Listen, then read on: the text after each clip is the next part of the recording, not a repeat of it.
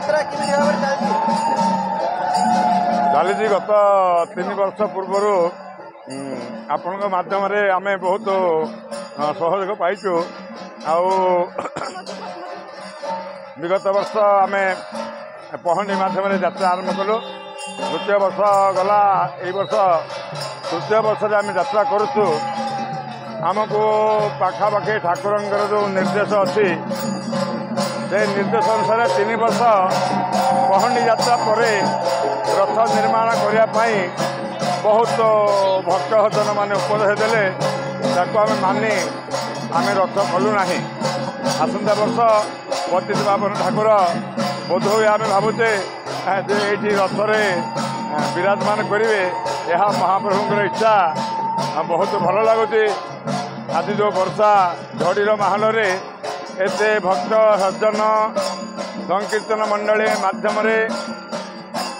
महाप्रभु भक्त मान ग्रहण से लीला करुछंती रथ नहले आमर कुनी रथ कुनी गजपति आउ से रथरे प्रभु विराजमान करिछंती कुनी कुनी बालक माने विधि विधान अनुसार छेड़ा पहरा करी रथ को स्वागत करी नौचंती आउ ए आमर मातृमंडली माने नाचुंती कीर्तन मंडली नाचुंती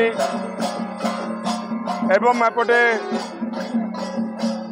भक्त माने आनंद हरिबोल दौरान आ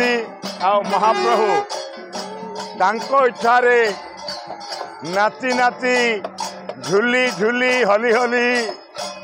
पहाड़ा पादके पहाड़ा दे भक्त माने यही प्रकार एक भव्य दिव्य माध्यम 3 वर्ष है आमर मानसिक को प्रभु पूरण करिसंती आसंता वर्ष प्रभुंर इच्छा यदि हम ताहले रथ हम नहले पहंडी तो चालू रहिबो बोलो आनंद एक बार हरि हरि बोलो।